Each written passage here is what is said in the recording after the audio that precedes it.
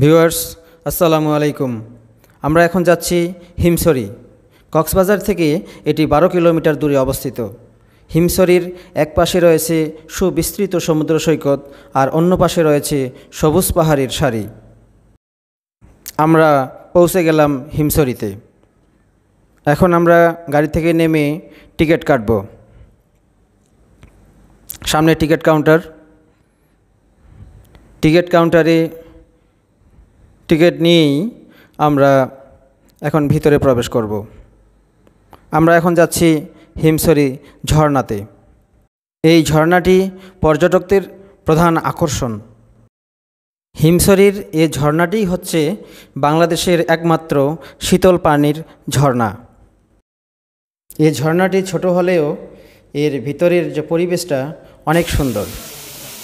হিমছড়ি পাহাড় থেকে এই ঝর্ণার পানি ঝরঝর করে পড়ছে। ঝর্ণার পানির শব্দটি সত্যিই অনেক অদ্ভুত, অনেক আকর্ষণীয়। এই যে দেখুন হিমছড়ি পাহাড়ের সৌন্দর্য। অনেক উঁচু পাহাড়, চতুর্দিকেই পাহাড়, মাঝখানে ঝর্ণাটি ঝরঝর করে ঝরছে। ঝর্ণায় আসলেই গা ভেজাতে ইচ্ছে করে। সত্যিই অন্যরকম অনুভূতি। ধন্যবাদ।